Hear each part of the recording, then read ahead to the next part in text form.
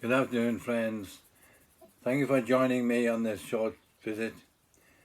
I want to tell a story about what happened to me as a young man. I suppose I must have been about 22 years of age, fresh out of Bible school. I've been assisting a church in the outskirts of Liverpool for a few months, and now the pastor had retired and gone, and there I was, left on my own, in charge of a small church. Well, we had 3 services on Sunday as well as midweek meetings.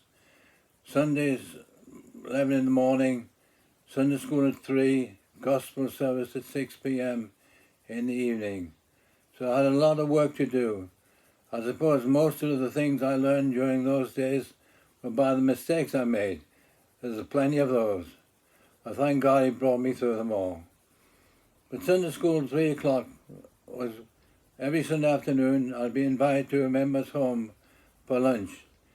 And they lived some distance from the church, a good 20-minute bus ride. So I'd go to their home and then afterwards catch the 20 to 3 bus in time to get to Sunday school for 3 o'clock.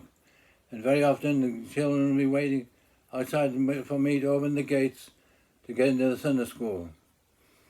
This particular Sunday afternoon, I must have been a bit later than usual as I left the home of my friend, came round the corner, and to my astonishment saw a bus already about 150 to 200 yards ahead of me, just about to turn around an island to the right and then out of my sight and be gone.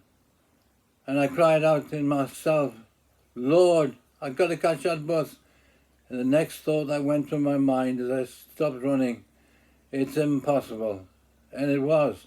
It was humanly impossible for me to catch that bus, no matter how fast I might have run. But to my amazement, the bus, as I saw it in the distance, suddenly began to slow and come to a stop just before turning around the island. And then I heard music in the distance, sound of a drum banging and some musical instruments of some sort. And so I picked up speed again and started running once more.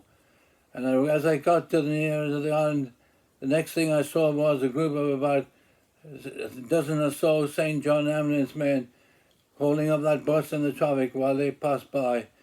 And I know that I could have actually walked to the bus stop that day if I had the faith to do so, because the things which are impossible with men are possible with God.